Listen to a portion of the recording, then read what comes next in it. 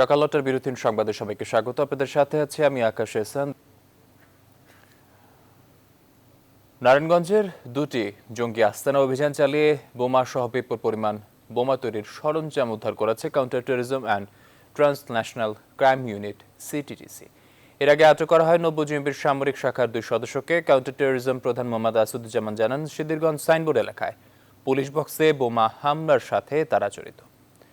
দিলীপ কুমার মণ্ডলকে সাথে নিয়ে নাইমাল জিকোর প্রতিবেদন।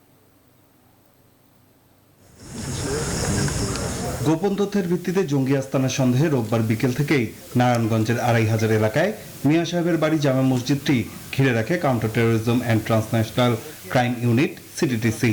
রাত ১০:৩০টায় সোয়াট ও কাউন্টার টেররিজম ইউনিটের বোম ডিসপোজাল ইউনিট অভিযান চালায় মসজিদের পাশে নির্মিত ইমামের বাসায়।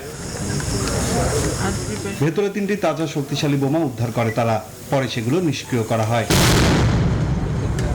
সেই সাথে জব্দ করা হয় বিপুল পরিমাণ বোমা তৈরির সরঞ্জাম। নিষিদ্ধ জঙ্গি সংগঠন নব্য-জেএমবির সাথে জড়িত থাকার অভিযোগে গ্রেফতার করা হয় মসজিদের ইমাম আব্দুল্লাহ আল মামুন ওরফে ডেভিড কিলারকে। ১৭ মে তারিখে নারায়ণগঞ্জ জেলার সিদ্ধিরগঞ্জ থানাধীন সাইনবোর্ড এলাকায় পুলিশ বক্সের পাশে একটি শক্তিশালী আইডি বিস্ফোরণ ঘটানোর চেষ্টা করেছিল। অন্যদিকে কেরানীগঞ্জে গ্রেফতার নব্য-জেএমবির সামরিক ইউনিটের আরেক সদস্য মেজর ওসামা ওরফে আবু নাইমের নারায়ণগঞ্জ বন্দর এলাকার বাসায় অভিযান চালায় পুলিশ। সেখান থেকে 4টি রিমোট কন্ট্রোল ও বোমা তৈরির সরঞ্জাম উদ্ধার করা হয়। এই নাইম নিজে একজন জিজ্ঞাসাবাদে জানায় সে নব্য-জেএমবির সামরিক শাখার সদস্য। সে নিজে বোমা তৈরি করে এবং বোমা তৈরির একজন প্রশিক্ষকও বটে। গত বৃহস্পতিবার মিরপুরে নব্য-জেএমবির ৩ সদস্যকে গ্রেফতার করে পুলিশের কাউন্টার টেররিজম ইউনিট। তাদের দেয়া তথ্যের ভিত্তিতেই রোববার জঙ্গি আস্তানা দুটিতে অভিযান চালানো হয়। নাইমাল জিকো, নিউজ 24, নারায়ণগঞ্জ। কলকারখানা তৈরি বিধি বাস্তবায়নের ব্যর্থতায় নারায়ণগঞ্জের সজীব ফুড ফ্যাক্টরিতে আগুনে অঙ্গার হয়েছে অর্ধশতাধিক শ্রমিক। এ ব্যর্থতার কিছুটা দায় স্বীকার করেছে কলকারখানা পরিদর্শন অধিদপ্তরের যুগ্ম মহাপরিদর্শকের অভিযোগ, বেশিরভাগ কারখানা মালিকই মানতে চান না নিরাপত্তা বিধি। আর বিশ্লেষকরা বলছেন, কলকারখানা ও শ্রমিক জীবন নিরাপদ করতে মালিক ও নিয়ন্ত্রণকারী কর্তৃপক্ষ উভয়েরই দায় রয়েছে। বিস্তারিত ফখরুল ইসলামের রিপোর্টে। অর্থনীতির চালিকা শক্তি কলকারখানা ও তার শ্রমিকরা, অথচ গত ৩ দশকে সারা দেশে ১ ডজনেরও বেশি কলকারখানা দুর্ঘটনা দেখেছে দেশবাসী, যেখানে প্রাণ গেছে হাজার হাজার শ্রমিকের। প্রশ্ন উঠেছে, যেখানে শ্রমিক বা কলকারখানা নিরাপদ নয়, সেখানে কতটা নিরাপদ অর্থনীতি? আর এই কলকারখানা দেখভালের দায়িত্ব যাদের, তারাই বা কতটা করছেন দেখভাল? আপনি যদি র্যান্ডাম একটা জিনিস পরিদর্শন না করেন, সেখানে তো আপনার ঘাটতি থাকবে। আমাদের ঘাটতি থাকতেই পারে, এটা অস্বীকার করার কিছু নাই। দেশে মোট কলকারখানা গার্মেন্টস ও নন গার্মেন্টস মিলিয়ে ৬০,০০০-এরও বেশি, যেখানে শ্রমিক সংখ্যা কয়েক কোটি। অথচ কারখানা ও তার শ্রমিকদের নিরাপত্তা নিশ্চিতের দায়িত্বে থাকা কর্তৃপক্ষ দায়হীন। আমাদের গাড়ির দায়ের চেয়ে বেশি হলো মালিকের দায়, কারণ তার প্রতিষ্ঠান। যাদের দায়িত্ব ছিল পুরো ব্যাপারগুলোকে তদারকি করা, সেখানেও কিন্তু আমরা গাফিলতি দেখতে পেয়েছি, যেটি অত্যন্ত দুঃখজনক। এবং আমরা মনে করি যে দুর্ঘটনার পেছনে তাদের প্রত্যেকেরই দায় রয়েছে। বিশ্লেষকরা বলছেন, কারখানার নিরাপত্তায় আইন প্রণয়ন ও প্রয়োগের সব দায় নিয়ন্ত্রণকারী কর্তৃপক্ষকেই নিতে হবে। আইনের দুর্বলতা অবশ্যই আছে। এখানে যারা সংসদে আইন পাশ করবেন তারা কারা? তারা কি তাদের বিপক্ষে আইন পাশ করতে যাবে কখনো? আইনটি তো তৈরি করবার দায়িত্ব তো একই মন্ত্রণালয়ের। কোন অপরাধের জন্য কতটুকু শাস্তি হবে, ক্ষতিপূরণ কি হবে, এটি তো তারাই নির্ধারণের দায়িত্ব নিচ্ছে। কাজেই এটি তো, এই কথা বলে তো আমরা দায় এড়াতে পারবো না। অধিদপ্তরের এই যুগ্ম মহাপরিদর্শক বললেন, কারখানা যা আছে তার বেশিরভাগই মানেন না নিরাপত্তা বিধি। আইন অমান্যকারী কারখানার বিরুদ্ধে ব্যবস্থা নিতেও নেই কঠোর কোনো আইন। আর জরিমানা আছে মাত্র সর্বোচ্চ ২৫,০০০ টাকা, যা নিরাপত্তা বিধি লঙ্ঘন ঠেকাতে যথেষ্ট নয়। কেউ তো জেল দেয় না, জেলও যদি দিত 1 দিন 2 দিন তাও ভালো ছিল। ওই ২৫,০০০ টাকার চেয়ে এই ক্ষমতা দিয়ে তো আপনি মালিককে ধরতে পারতেছেন না। এক্ষেত্রে বিশ্লেষকদের পরামর্শ, নিরাপদ কারখানা গড়তে যুগোপযোগী আইন করে কার্যকর ভূমিকা নিতে হবে। ফখরুল ইসলাম, নিউজ 24, ঢাকা। এবার করোনা পরিস্থিতি। করোনা ভাইরাসে আক্রান্ত হয়ে দেশে গত ২৪ ঘন্টায় আরও ২৩০ জন মারা গেছেন। একদিনে নতুন শনাক্ত হয়েছেন 874 জন। এটি এ পর্যন্ত সর্বোচ্চ দৈনিক শনাক্ত মৃত্যুর রেকর্ড। রবিবার স্বাস্থ্য অধিদপ্তর থেকে 55 করোনা বিষয়ক নিয়মিত সংবাদ বিজ্ঞপ্তিতে এসব তথ্য জানানো হয়েছে। এখন পর্যন্ত দেশে মোট করোনা রোগীর সংখ্যা 10,21,189 জন। এদের মধ্যে মারা গেছেন মোট 16,419 জন। নতুন সুস্থ হওয়া 6,362 জন নিয়ে দেশে করোনা থেকে মোট সুস্থ হলেন 8,74,501 জন। গত 24 ঘন্টায় এ যাবৎকালের সর্বোচ্চ সংখ্যক 40,015টি নমুনা পরীক্ষায় শনাক্তের হার 29.67%।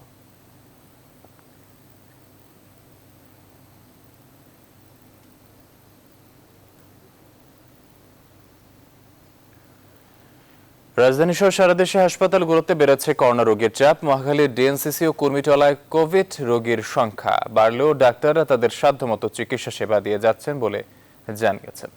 চট্টগ্রাম ও বরিশালে করোনার আক্রান্ত রোগীর চাপ বাড়লেও হাসপাতালগুলোতে বাড়ানোর সক্ষমতা। জনবলের ঘাটতির পাশাপাশি রয়েছে পর্যাপ্ত চিকিৎসা সামগ্রীর অভাব। আলী তালুকদার জানাচ্ছেন বিস্তারিত। মহাখালীর ডিএনসিসি নির্ধারিত কোভিড হাসপাতাল। করোনায় আক্রান্ত আর প্রাণহানির ঘটনা বাড়ার সাথে সাথে এই হাসপাতালেও বাড়ছে রোগীর চাপ। রাজধানী সহ দেশের বিভিন্ন জেলা থেকে আসছে করোনা আক্রান্ত রোগী। 200-র বেশি রোগীর আইসিইউ সুবিধার সাথে হাজার রোগীর চিকিৎসার ব্যবস্থা থাকলেও হাসপাতালটিতে লোকবলের অভাব রয়েছে। নেই প্রয়োজনীয় পরীক্ষার ব্যবস্থা। টেস্ট দিছে, একটা বলছে এই টেস্টটা এখানে হবে না, এটা বাইরে থেকে করে নিয়ে আসতে হবে। বাইরে হসপিটাল থেকে আমি সে লোক এসে তারপর আমার এখান থেকে স্যাম্পল কালেকশন করে আমি সেই পরীক্ষাটা করি। রোগীর চাপ বেড়ে যাওয়া আর হাসপাতালটির এসব ঘাটতি শীঘ্রই পূরণ করার কথা জানান হাসপাতালটির পরিচালক। কিছু জনবল আমরা চেয়েছি, ইনশাআল্লাহ ওগুলো আমাদের কাছে যুক্ত হবে খুব শীঘ্রই। আমরা আশা করি যে আমাদের কোনো পেশেন্টকে এখান থেকে বাইরে যেয়ে টেস্ট করার প্রয়োজন নাই। একটা দুইটা টেস্ট যদি খুবই আনকমন হয় সেটি ভিন্ন ব্যাপার। এদিকে রাজধানীর বাইরের জেলাগুলোতেও বেড়েছে করোনা রোগীর চাপ। চট্টগ্রামে চিকিৎসা সেবা দিতে হিমশিম খেতে হচ্ছে চিকিৎসকদের। রোগীর চাপ আসলে করোনা ওয়ার্ডে বিশেষ করে প্রচুর রোগীর চাপ। আর আমাদের কোভিড অ্যান্টিজেনের টেস্টগুলো র্যাপিড অ্যান্টিজেন এবং আরটিপিসিআর এগুলোর জন্য প্রচুর পরিমাণে আপনার রোগীর চাপ বেড়ে গিয়েছে। বরিশাল শেরে বাংলা মেডিকেল কলেজ হাসপাতালে করোনা ওয়ার্ডের চিত্র আরও ভয়াবহ। সেখানে নেই পর্যাপ্ত ফ্লু নেজল, ক্যানোলা ও সেন্ট্রাল অক্সিজেন ব্যবস্থা। সংকট রয়েছে আইসিইউর। 300 জনের প্রয়োজনীয় ব্যবস্থা গ্রহণ করেছে। এটা সমস্যা হচ্ছে আইসিইউ সংকট। আইসিইউ তো আমরা রাতারাতিও বাড়াতে পারবো না। আমরা চেষ্টা করতেছি যদি আইসিইউ সংখ্যা আরও যাতে বৃদ্ধি পায়। করোনা আক্রান্ত রোগীর স্বজনরা জানান আইসিইউর অভাবে মারা যাচ্ছে রোগী। মোটামুটি এখন হলে যা রোগী অনেক। করোনার যেরকম পরিষ্কার পরিচ্ছন্ন থাকা দরকার তার তিল পরিমাণও এখানে নেই। হাসপাতালগুলোতে রোগীর স্বজনদের দাবি দ্রুত এসব সংকট সমাধানে। আলী তালুকদার, নিউজ 24, ঢাকা। নামে কঠোর লকডাউন বাস্তবে ঢিলে ঢালা। তবে অন্যান্য দিনের তুলনায় রোববার ব্যক্তিগত গাড়ির চাপ কিছুটা কম ছিল রাজধানীর সড়কগুলোতে। আর নিম্ন আয়ের মানুষ বের হয়েছেন জীবিকার তাগিদে। গণপরিবহন চলাচল বন্ধ থাকায় ভোগান্তি স্বীকার করেই জরুরি কাজ সেরেছেন সাধারণ মানুষ। এদিকে 14 জুলাইয়ের পরও বিধিনিষেধ অব্যাহত রাখার কথা ভাবছে সরকার। তবে ঈদ ও অর্থনৈতিক দিক বিবেচনায় কিছুটা শিথিল রাখা হবে। বর্ধিত বিধিনিষেধ সম্পর্কে আজ সোমবার চূড়ান্ত সিদ্ধান্ত নেওয়া হবে বলে জানিয়েছেন জনপ্রশাসন প্রতিমন্ত্রী ফরহাদ হোসেন।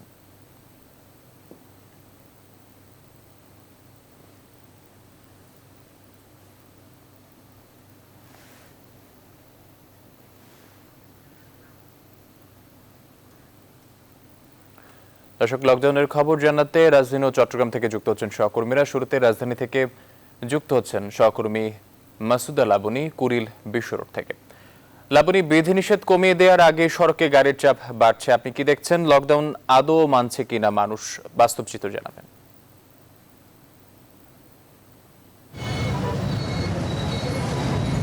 আকাশ, বাস্তব চিত্র বলতে যেটি যে লকডাউনের প্রধান দুটি শর্ত, যেটি যে অপ্রয়োজনীয় বাইরে বের হওয়া যাবে না, সেটি কিন্তু মানা হচ্ছে না। এছাড়া সবাইকে মাস্ক পরতে বলা হয়েছে।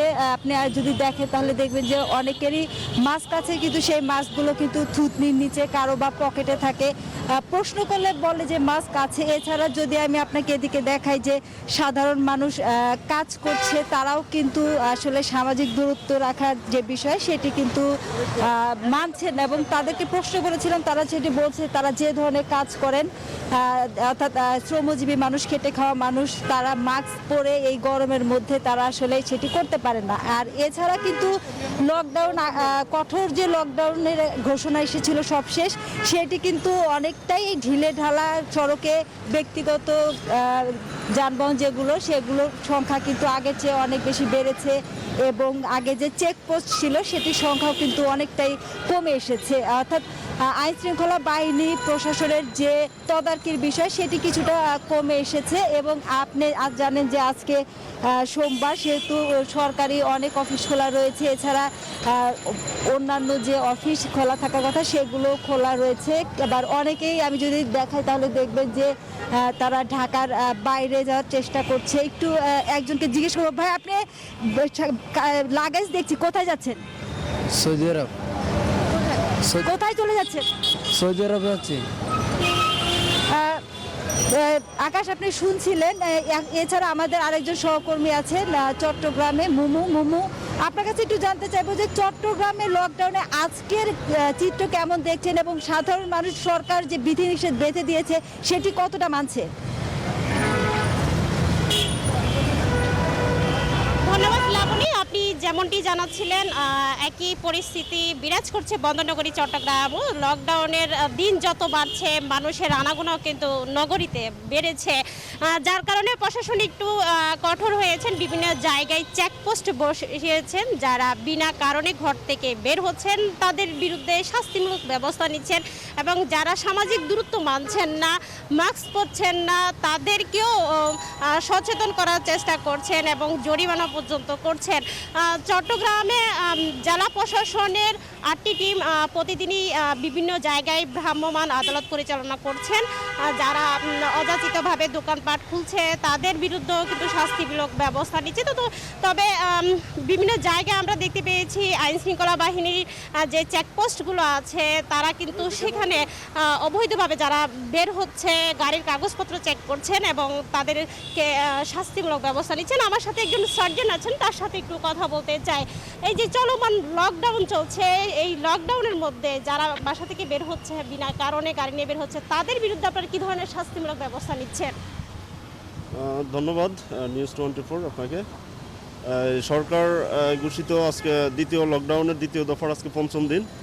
আমরা সেই প্রথম থেকেই তৎপর, যারা অহেতুক বের হচ্ছে, মানে যাদের বের হওয়ার কথা না, এরকম যেই গাড়ি পাচ্ছে আমরা মামলা দিচ্ছি কাগজপত্র চেক করে।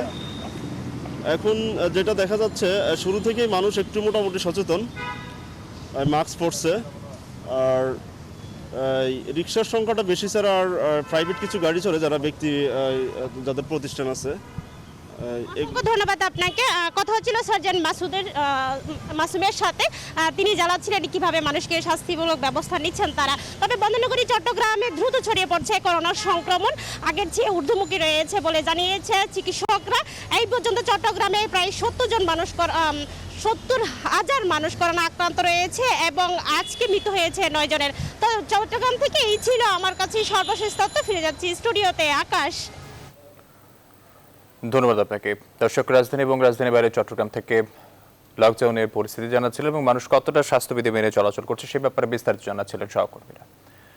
আগামী 2 সপ্তাহে করোনা পরিস্থিতি যদি নিয়ন্ত্রণে না আসে তাহলে পরিস্থিতি আরও ভয়াবহ হয়ে উঠবে, এমন আশঙ্কার কথা জানিয়েছে স্বাস্থ্য অধিদপ্তর।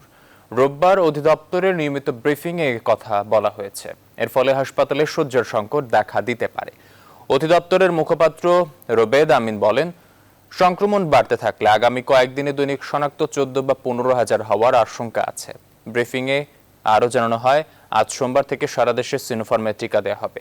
মঙ্গলবার থেকে 12টি সিটি কর্পোরেশনে দেওয়া হবে মডার্নার টিকা।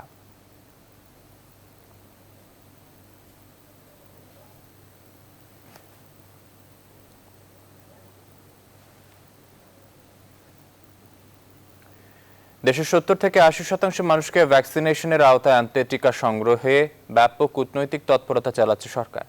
এরই মধ্যে মিলেছে টিকা প্রাপ্তির একাধিক উৎস। তবে বিপুল সংখ্যক মানুষের জন্য টিকা নিশ্চিত করতে প্রয়োজন দেশীয় উৎপাদন বলছেন বিশেষজ্ঞরা।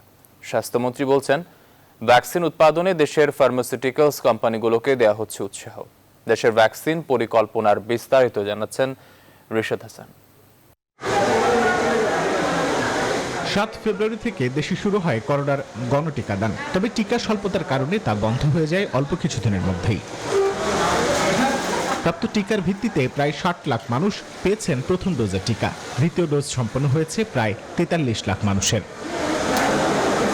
টিকা সংকটে গণটিকাদান বন্ধ হয়ে যাওয়ার পর টিকার ভিন্ন উৎসের সন্ধানে ছিল স্বাস্থ্যসেবা বিভাগ ও পররাষ্ট্র মন্ত্রণালয়। এ পর্যন্ত দেশে টিকার উৎস সৃষ্টি হয়েছে মোট 5টি। কোভিড-19 ফ্যাসিলিটিজ মনিটরিং সেলের তথ্য বলছে, অক্সফোর্ড অ্যাস্ট্রাজেনেকার টিকা ছাড়াও সিনোফার্মার 1.5 কোটি ও 50 লাখ ডোজ টিকা ক্রয় করা হবে, যার প্রতি ডোজের মূল্য $10 ও $7.5। 50 লাখ স্পুটনিক ভি টিকা কেনার ক্ষেত্রে প্রতি ডোজের মূল্য দাঁড়াবে $9.5 ও জনসন অ্যান্ড জনসনের টিকা মিলবে $7.5, যার মধ্যে স্পুটনিক ভি ও জনসনের টিকা ক্রয় সংক্রান্ত আলোচনা চলমান রয়েছে। বিশ্ব স্বাস্থ্য সংস্থার দক্ষিণ পূর্ব এশিয়ার সাবেক উপদেষ্টা বলছেন, বিপুল সংখ্যক মানুষের মাঝে ভ্যাকসিনেশন করতে সরকারকে মনোযোগী হতে হবে টিকা উৎপাদনেও। অল্টারনেটিভটা হলো যে আমাদের টেকনোলজি ট্রান্সফারের মাধ্যমে আমাদের দেশেই টিকাটা উৎপাদন করতে হবে। ভ্যাকসিন এক্সপার্ট রিভিউ কমিটির সদস্য মনে করছেন, প্রয়োজনে দেশীয় ফার্মাসিউটিক্যালস কোম্পানিগুলোকে উৎসাহিত করতে হবে ভ্যাকসিন উৎপাদনে। একটা জিনিস বুঝতে পারা দরকার যে আসলে টিকার প্রয়োজনটা কত বড় বাংলাদেশে, এবং সেই প্রয়োজনটার সংখ্যা কত, এবং সেটা সংগ্রহের পদ্ধতি, প্রক্রিয়ার সময় এগুলো কেমন। তবে এরই মধ্যে ভ্যাকসিন নিয়ে বেশ কিছু পদক্ষেপও গ্রহণ করেছে সরকার। তার মধ্যে রাশিয়া চীনের টিকা উৎপাদনের সম্ভাব্যতা যাচাই, 3টি ফার্মাসিউটিক্যালস কোম্পানির সক্ষমতা নিশ্চিতকরণ সহ সরকারি পর্যায়ে টিকা উৎপাদনের বিষয়টিও উল্লেখযোগ্য। এরই মধ্যে দেশের একটি কোম্পানি ভ্যাকসিন উৎপাদনের জন্য যোগাযোগ করেছে চায়নার সাথে। অন্যদের উৎপাদনের জন্য প্রয়োজনীয় ব্যবস্থা গ্রহণ করার কথা বলছেন স্বাস্থ্যমন্ত্রী। দেশে টিকা উৎপাদন করার জন্য এই বিষয়ে আমরা কাজ করছি, এবং এই বিষয়ে গোপালগঞ্জে ইডিসিএল এর যে প্লান্ট আছে বর্তমানে, সেই ইডিসিএল এর প্লান্টের পাশে আমরা একটি অত্যাধুনিক ভ্যাকসিন উৎপাদন সেন্টার আমরা স্থাপন করব যত তাড়াতাড়ি সম্ভব। সেই চেষ্টা আমরা অলরেডি শুরু করে দিয়েছি। টিকা উৎপাদনের শুরুতে বাল্ক ও প্যাকেজিং পদ্ধতি, পরবর্তীতে প্লান্ট স্থাপন করা যেতে পারে বলে মনে করছেন বিশেষজ্ঞরা। রিশাদ হাসান, নিউজ 24, ঢাকা। দেশের আকাশে পবিত্র জিলহজ মাসের চাঁদ দেখা গেছে। আগামী 21 জুলাই উদযাপিত হবে ঈদ উল আজহা। রোববার সন্ধ্যায় জাতীয় চাঁদ দেখা কমিটির বৈঠকের পর এই তথ্য নিশ্চিত করেছেন ধর্ম প্রতিমন্ত্রী আলহাজ মোহাম্মদ ফরিদুল হক খান। রবিবার সন্ধ্যায় বাংলাদেশের আকাশে জিলহজ মাসের চাঁদ দেখা যাওয়ার সংবাদ পাওয়া গিয়েছে।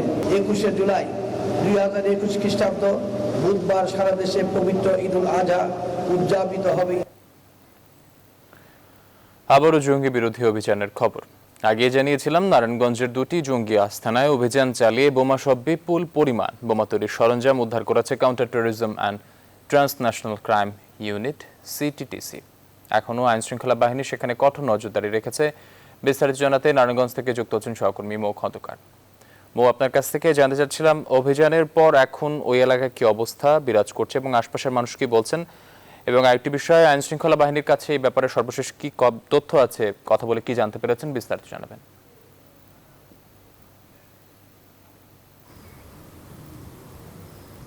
ধন্যবাদ আকাশ। আপনি যেমনটি বলছিলেন, এখানে অভিযান শেষ হওয়ার পরে কড়া নজরদারির মধ্যে রেখেছে আইন শৃঙ্খলা বাহিনীর যারা সদস্যরা রয়েছেন, তারা এখানে মনিটরিং এর মধ্যে রেখেছে এবং কড়া নজরদারি যেটাকে বলে সেটির মধ্যে রেখেছে।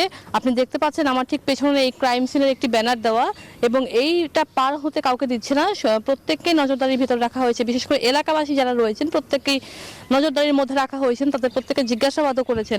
আপনি জানেন যে 2,500 অভিযানের পর বন্দর থানার কাজীপাড়া এলাকায় একটি বাড়ি তারা বোমা তৈরির সরঞ্জাম তৈরির জন্য একটি বাড়ি নিয়েছিল, এবং আপনি দেখতে পাচ্ছেন আমার ঠিক পিছনে যে মসজিদটি রয়েছে, এই মসজিদের মুয়াজ্জেমি ছিল যিনি জঙ্গি হিসেবে গতকালকে আটক হলো তিনি, আর তার পাশে যে বাসাটি রয়েছে তিনি এখানেই থাকতেন।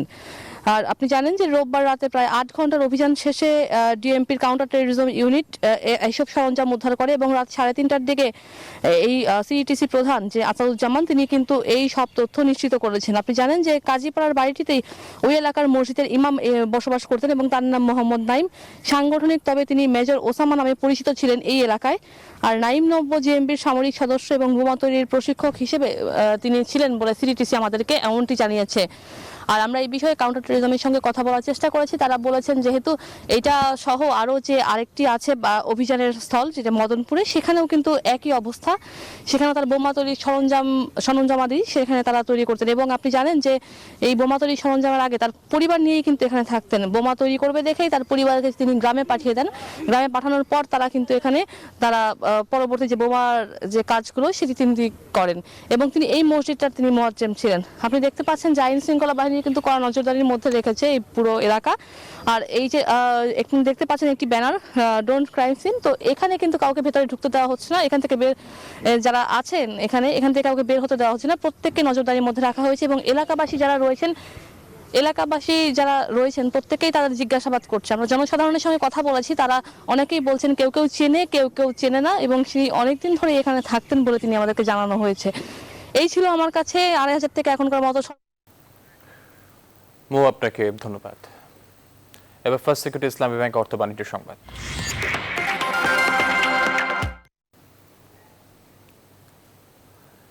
চীনে চলতি বছরের প্রথমার্ধে গাড়ি বিক্রি বৃদ্ধি পেয়েছে, যা গেল বছরের একই সময়ের তুলনায় ২৭% বেশি। তবে বিক্রি বাড়লেও তা প্রাক মহামারী পর্যায় থেকে পিছিয়ে রয়েছে বলে জানিয়েছে এপি। গণমাধ্যমটি জানায়, বৈশ্বিক চিপ সংকটের কারণে গেল মাসে বিশ্বের বৃহত্তর গাড়ির বাজার বিক্রয় কমে গিয়েছিল। চায়না অ্যাসোসিয়েশন অব অটোমোবাইল ম্যানুফ্যাকচারার্সের তথ্য অনুযায়ী জানুয়ারি থেকে জুন পর্যন্ত চীনে এসইউভি, সেডান ও মিনিভ্যানের বিক্রি বেড়ে পৌঁছেছে ১ কোটি ইউনিটে।